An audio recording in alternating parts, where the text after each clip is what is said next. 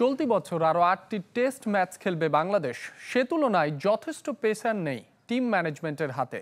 পেসারদের নিয়ে বিশেষায়িত ক্যাম্প না হওয়ায় সংকট বাড়ার শঙ্কায় মিনহাজুল আবেদিন। টেস্ট ক্রিকেটের জন্য আরও পেসার তুলে আনতে ঘরোয়া ক্রিকেটে নজর দেবার তাগিদ সাবেক প্রধান নির্বাচকের।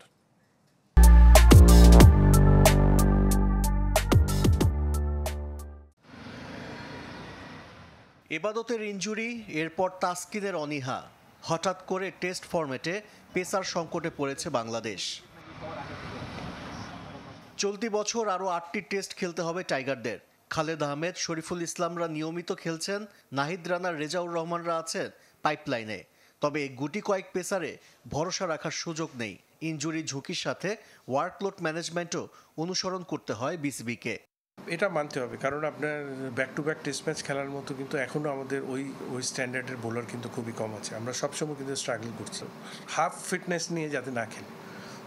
এটা হচ্ছে সবচেয়ে বড় ইম্পর্টেন্ট জিনিস। এবং ফার্স্ট ম্যাচটা যে খেলবে ওই পারফরমেন্সটা দেখে সেকেন্ড ম্যাচের টিমটা সিলেক্ট করা দরকার।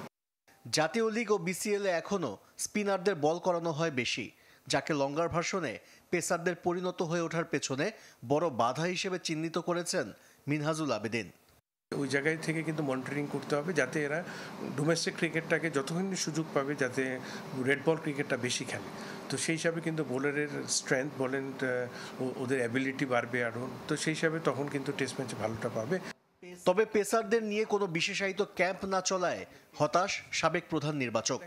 ভবিষ্যৎ সংকট কাটাতে এখনই উদ্যোগ নেবার তাগিদ মিনহাজুল আবেদিনের। আপনার এদেরকে একটা ইউনিটটাকে অ্যাটলিস্ট 12 জনের একটা ইউনিটটাকে কিন্তু একটা ক্যাম্পের মধ্যে রেখে ফাস্ট বোলিং ক্যাম্প যেটাকে বলে, এটাকে কিন্তু কন্টিনিউয়াস একটা প্রসেসের মধ্যে রাখতে হবে, নাহলে কিন্তু এদের ইনজুরির প্রবণতা আসবে। তারপরে আশিক রুদ্র, চ্যানেল 24, ঢাকা।